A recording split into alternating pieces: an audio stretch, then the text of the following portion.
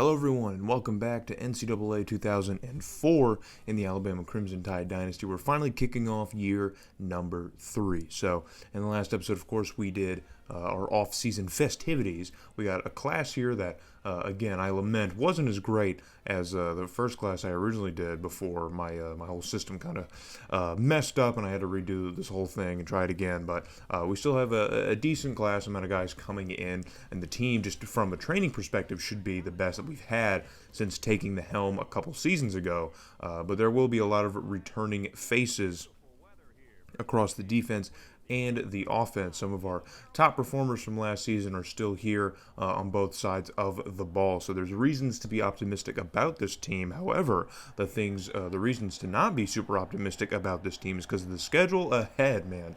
And this is what we're talking about here. We're getting started off. First game of the season against the number 5 team in the country, the Maryland Terrapins. So, you know, it's already bad enough getting a loaded schedule that we normally have in conference in the SEC, but now, you know, we're at a conference schedule. We can't seem to get away from playing ranked opponents too. The game keeps doing it. Obviously, I can change it, but I don't like to. You know what I mean? And in the Saban years, the thing we often critiqued Saban's Alabama was that, you know, they never played anybody. They never tried to play any tough out of conference opponents because of the structure of the SEC. They never really had to play any of the tough SEC opponents too, like Georgia, especially towards the end. But you know, in this game, we can do whatever we want. So if I want to play number 5 Maryland and derail my season after the first game, then I will. Darn it, I will.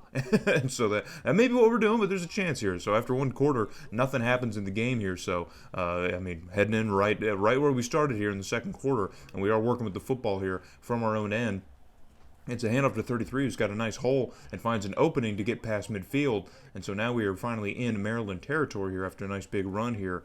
Number 33, of course, another returning face that we were talking about. So first and 10 now, sending a man in motion. There's no one in the backfield now. So expect the pass here from number 12 here. Another returning face here. 12 drops back. Clean pocket in front of him, but he steps on the right, makes a throw on the run in triple coverage. And somehow Spears is coming down with that one along the sideline. I have no idea how that play was completed at all, but we will take it. So from the Maryland 20-yard line now, it's going to be first and 10, 12. Again, no one in the backfield, drops back. Pressure was coming, but he gets rid of it quickly and finds Carroll across the middle. Another returning receiver, and he hauls it in. He gets brought down at the first down marker, and so now it's going to be goal to go here. It's a long goal to go, and Maryland's defense is going to try and keep us out. Number 12 with a dangerous pitch here to 33. Probably could have just dove into the end zone, but regardless, 33 was there for the assist and gets the ball into the end zone. Finishes what he started, because remember, it was his nice run that got us into Maryland territory in the first place, and so he finally gets on the field to finish the job and get the first points here of the game in favor of the Crimson Tide. So Maryland struggling with the football here. They've got some new faces, and with a minute 33 left to go in the first half, we have another opportunity with the football. Number 12 is going to drop back here. Pressure's finally getting free, and he throws another contested ball here in double coverage. And I think that was Carroll again, or it might have been Spears. Couldn't tell. Could be a new receiver as well. You know, we have some weaker freshmen here at the bottom, but and some sophomores. But we do have different receivers other than the 3 that we name out. So on 3rd and 5, though, it's going to be another option play, and number 12 cannot get any sort of opening. Maryland had that one well covered. I guess options are what we're going to try and do now as a team, but it doesn't work that time. So we're going to bring out Ferguson to try and nail home a pretty long field goal on 4th and 8. We're going to burn out the rest of the time here in the first half. It's a very long one. They're actually going to kick it, and Ferguson nails that one, man. He had plenty of leg for that one. That was probably close to 40 yards, I want to say. It probably was. Yeah, I think 40, 45 yards. So he nails that one through. And just a few seconds left on the clock, but Maryland, of course, would knee it out and go into the locker room. So we take a 10-0 lead over the number 5 team in the country heading into the third quarter. Maryland, again, on offense, still struggling here, but on a 3rd and 19, deep in our own territory. Number 12 wants the home run ball, and it again in double coverage. A Crimson Tide receiver is coming down with it. So number 12 is making terrible decisions in terms of who's open and who isn't, but we have such a great receiving core, it does not seem to matter. So 1st and 10 now in Maryland's territory. Number 12 drop back, clean pocket, unloads another deep shot, and he finds Spears on the right side of the field, and he gets brought down at about the 11-yard line. And Spears and Kellyman are just freaking carrying this offense right now, just absolutely showing out for the Tide. So 2nd and 5 now in in Maryland territory now. It's going to be another option plays. We love these option plays. Number 12, another dangerous pitch, but somehow that one is not blocked, and number 33 is able to get it and get into the end zone. I mean, look how close of a pitch this was. I mean, I don't know if I would do that. Again, if I was 12, I'm probably just keeping it, because as you can see, he throws off the defender with the pitch, so he probably could have just faked it. It just went right into the end zone. So 17-0 over Maryland now. Maryland's really desperate for something to work here, and they're going to try an option of their own, and they bust off for a huge chunk of yardage here as Curry, the quarterback, is able to pitch this one off to the running back.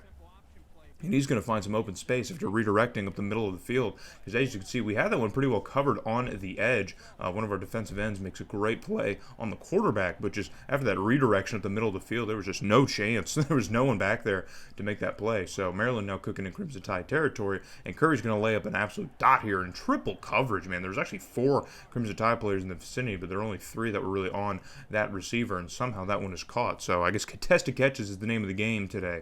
So now inside the red zone for Maryland, probably for the first time today. I mean, for sure it is. And it's going to be that running back again, breaking off a huge chunk of yardage, getting inside the 5-yard line.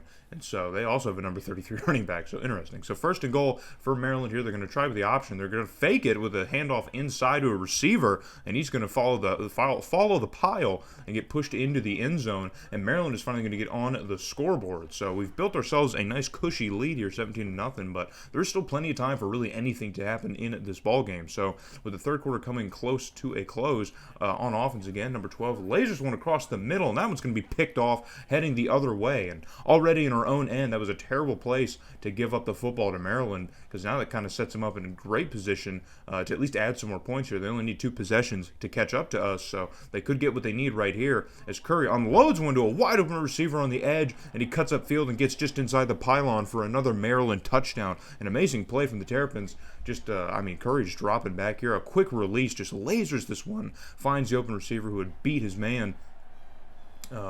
It was just able to get inside into the pylon. So now 14-17, we held a 17-0 lead in the third quarter. Now it's just a 3-point lead, and now with our struggles on offense, the offense is going cold. Maryland with an opportunity here with just only a minute and 13 left to go in the game essentially take a lead here if they can get a touchdown on this drive.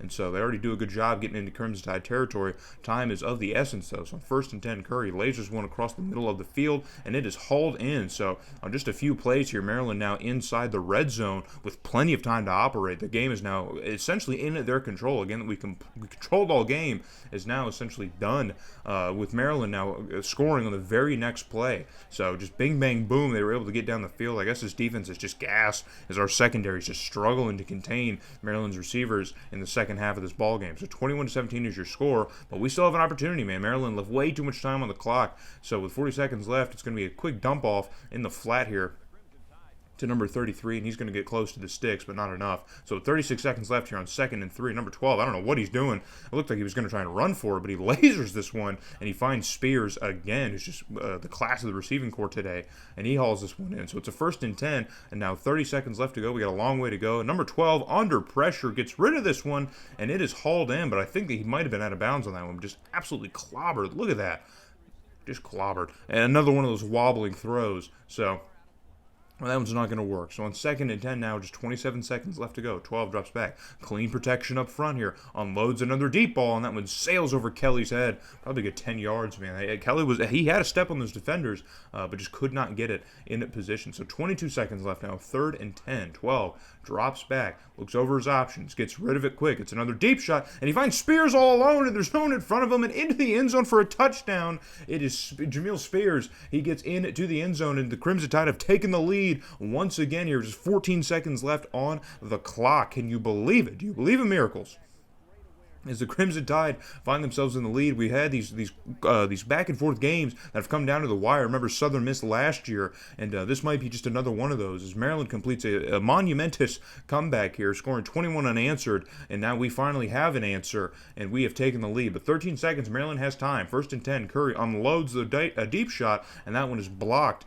In double coverage, that receiver had no chance of getting the football here, as we got some new guys in the secondary finally locking up on D. But 2nd and 10 now, 9 seconds left. Curry drops back, gets rid of it quickly, and finds an open receiver, and he's going to get brought down out of bounds past the stick. So it's not only going to be a first down, but the time is going to be stopped here at just 4 seconds left. So Maryland here gets a little bit more of the field, and they maybe have a better shot at a long, deep shot downfield. Maybe not a Hail Mary, but they just might be able to get to an open guy downfield.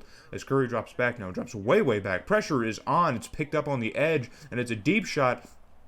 And that one is not going to be completed, as that one is batted down by our secondary, and we are going to walk out of here with a tough, tough victory over the number 5 team in the country. Can you freaking believe it? A humongous comeback from Maryland and an amazing timely clutch touchdown from our offense is going to give us one of the biggest wins of our coaching tenure here on the road in Maryland, man, against the Terrapins. So you got to give it up to the boys, man. I think the defense really kind of let us down here in the second half, but hey, man, it's a tale of two games here. The offense really could have applied the pressure, and they let go of the gas for a little bit here in the second half of the game, but we're able to still kind of put something together here at the end to really help us out here and cement this victory. So I'm happy for it. Maryland goes just 0 for 3 on their third downs. It's probably where you could point to. That's the biggest issue for them. I bet if they complete a couple of those in the first half, this is a completely different game, totally. So very clean game, very disciplined game here. We both held the ball for about the same amount of time. It's a very even game. Very, very even game. So number 12 doesn't come out with the most blazing of starts here, as that completion percentage is kind of down, and he does throw the pick. But 233 yards and a touchdown we will take. Number 33 with only 54 yards, but he does get 2 touchdowns, so we will take that. Jamil Spears, man, have yourself a game. Have yourself a freaking game, man. You did amazing. So, and then, of course, number 8, our linebacker, of course, lead the team in tackles. Yet again, just getting involved all over the field any way that he can. That's what he does. So coming out of that game here, we simulate the next couple weeks here of some games. Kentucky having a bad season, but we do pick up another conference win, and then we do beat San Diego State just barely, another out-of-conference game. So we're going to be heading into another top 5 matchup against the Arkansas Razorbacks, man. So this is always a pretty heated matchup with the Razorbacks. They've been pretty good in this dynasty so far, and they are good once again. And so they have taken the spot of number 5 from Maryland, who's now 18, and we've moved up to 9. So hope to see you guys back for this top 10 matchup against the Razorbacks.